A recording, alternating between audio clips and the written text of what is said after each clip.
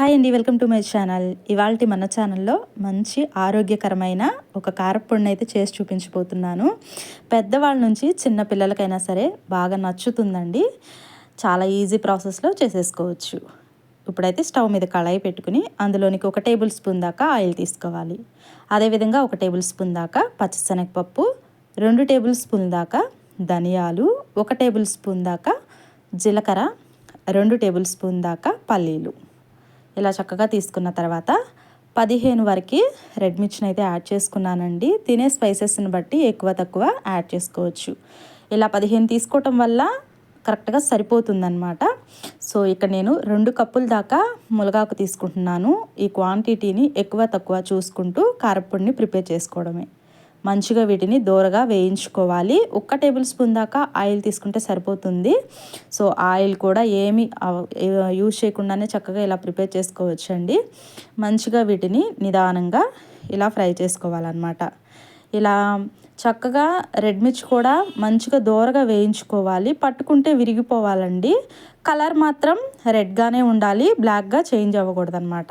చక్కగా ఈ విధంగా మంచిగా దోరగా వేయించేసుకున్న తర్వాత దీన్ని ఒక మిక్సీ జార్లోకి అయితే ట్రాన్స్ఫర్ చేసుకుంటున్నాను. ఈ విధంగా ఫ్రై అయితే సరిపోతుంది. కంప్లీట్గా హీట్ తగ్గేంత వరకు పక్కన పెట్టుకోవాలన్నమాట. సో ఇప్పుడైతే నేను డైరెక్ట్గా ఒక మిక్సీ జార్లోకి తీసేసుకుని మంచిగా హీట్ తగ్గిపోయిన తర్వాత గ్రైండ్ చేసుకుంటాను. అదే ప్యాన్లోకి నీట్గా శుభ్రంగా కడిగి ఆ తర్వాత పూర్తిగా ఆరబెట్టిన తర్వాత తడి ఏమీ లేకుండా ఇక్కడ నేను మీకు చూపిస్తున్నాను. పెద్దగా రెమ్మలు కానీ ఏమన్నా ఉంటే కనుక తీసేసేయచ్చు. బట్ ఈ విధంగా ఉంటే సరిపోతుందండి. ఇవి లేతగా ఉందన్నమాట. ఫ్రెష్గా మంచిగా ఈ విధంగా చేసుకుంటే ఎక్కువ రోజులు నిల్వ కూడా ఉంటుందన్నమాట.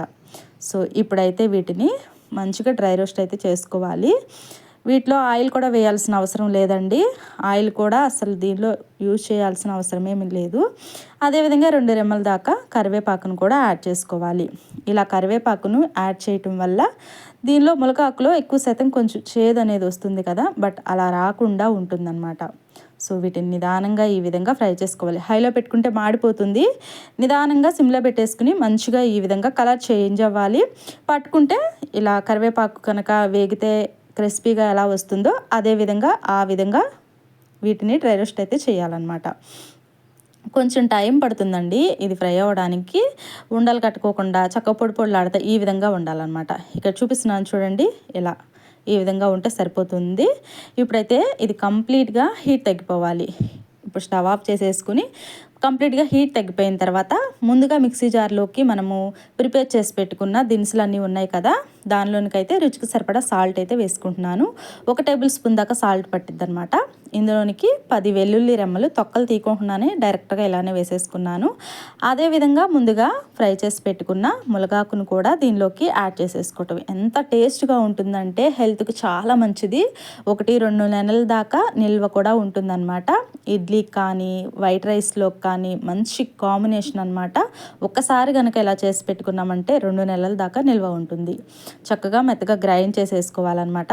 ఇలా బరక ఒకసారి గ్రైండ్ చేసిన తర్వాత ఒక చిన్న నిమ్మకాయ సైజ్ అంతా చింతపండుని అయితే యాడ్ చేసుకుంటున్నాను. ముందే వేసుకుంటే ఏంటంటే ఉండల్లాగా కట్టేస్తుంది కారపొడి. అందువల్ల బరకగా గ్రైండ్ చేసి ఆ తర్వాత మరొకసారి ఇలా గ్రైండ్ చేసుకున్నట్లయితే పొడి పొడిలాడుతూ వస్తుందన్నమాట. చక్కగా ఈ విధంగా చూడండి, ఇక్కడ దగ్గరికి చూపిస్తున్నాను. మంచిగా పొడి పొడిలాడుతూ ఈ విధంగా ఉండాలండి.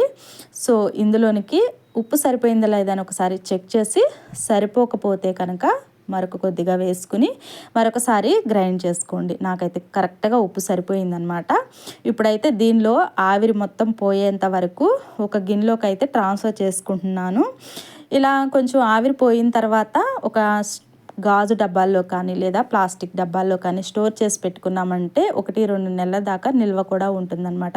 డెఫినెట్లీగా మీరు కూడా ఈ ఆరోగ్యకరమైన మునగాకు పొడిని ఒకసారి ట్రై చేయండి. డెఫినెట్లీగా మీకు నచ్చుతుంది. నచ్చితే కనుక లైక్ చేయండి, షేర్ చేయండి. పక్కనే ఉన్న బెల్ ఐకాన్ని క్లిక్ చేసినట్లయితే నేను పెట్టే వీడియోస్ అన్నీ మీకు నోటిఫికేషన్ ద్వారా అందుతూ ఉంటాయన్నమాట. మరిన్ని ఇలాంటి రెసిపీస్ కోసం మన ఛానల్ని కొత్త వాళ్ళు కనుక చూస్తున్నట్లయితే తప్పకుండా మన ఛానల్ని సబ్స్క్రైబ్ చేసుకోండి. సో చూసారు కదా, చూస్తుంటే నోరూరుతుందో. తప్పకుండా ట్రై చేసి ఎలా కుదిరిందో కామెంట్ సెక్షన్